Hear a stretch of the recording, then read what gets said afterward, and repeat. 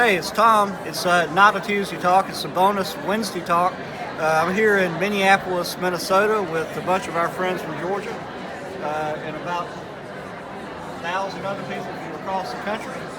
And we are at the one of the big judicial convenings with judges, our own staff, experts from everywhere, learning how we can improve the work that we do at DFAC. So I'm going to turn the camera around and let you talk to Jerry Bruce, who is our Committee on Justice for Children Director. Jerry, what's up? Hey, I'm really excited to be in Minneapolis, Minnesota with our team from Georgia and everybody else, and talking about strategies to prevent the unnecessary removal of children into foster care. It's a huge change in the federal landscape about this and the federal philosophy, and so we're learning about that and plotting strategies to take back to Georgia to implement these changes. Thanks, Jerry.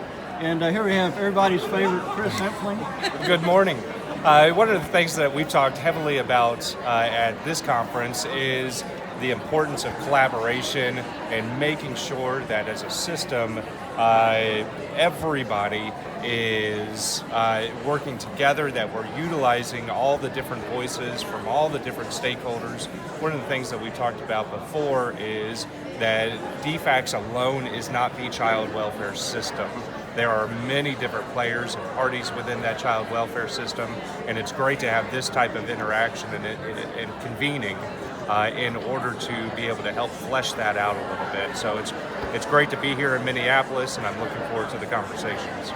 All right, and Emma Brown-Bernstein, tell us about you and what you've learned here and what you're concerned about and what you're going to take back to Georgia.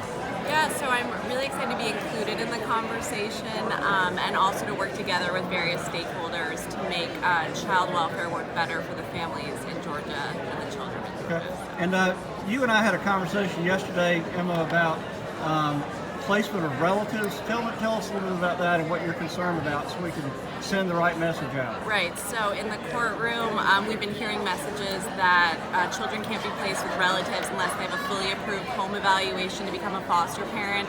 And I think that that's something that we're going to work on to make sure that children can get placed with relatives sooner, whether or not they end up going through the full home evaluation. Yeah, exactly, because we need to get children with relatives quick. I agree with you on that. Judge Chris Willis. Good morning. So one of the things that we've talked about here is improving the quality of the representation that the parents and children have in our courts. Certainly in Georgia, we've got a great court improvement program already through J4C and the Office of the Child Advocate with the support of our Supreme Court. And so we've already got some training things in place, but we've talked about how we can even improve on that so that we know that we are getting the best outcomes possible. Great. And Rachel Davidson from OCA. Good morning. So one of the first topics that we talked about was the importance of youth and family voice. And so that's something that I have been particularly interested in.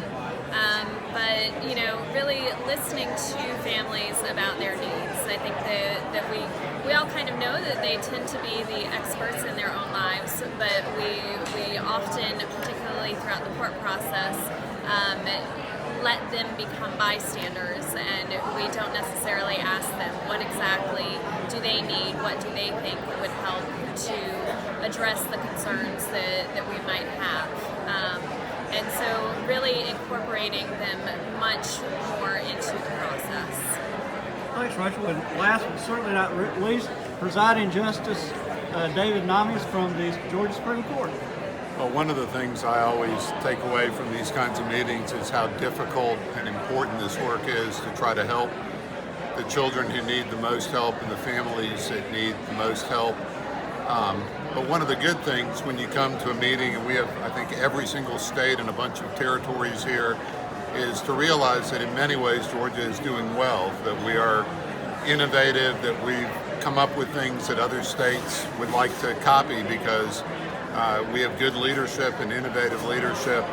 And the other thing I appreciate from a lot of these discussions is how hard the work on the front lines is, particularly our DFACS case managers. And so for any of you watching this, hopefully you realize that you are appreciated. We understand how hard the work is, how complicated it is, and how important it is to Georgia's children. And I hope you realize that everybody in the system, and we've got great representation from across the child welfare system, we're all working toward the same goal of making Georgia a better place for our kids. All right, thanks, Justice. And Chris, if you'll kind of help me close this thing out. We're having a great time out here and look forward to seeing you next Tuesday. Thanks for listening. See you now. Bye.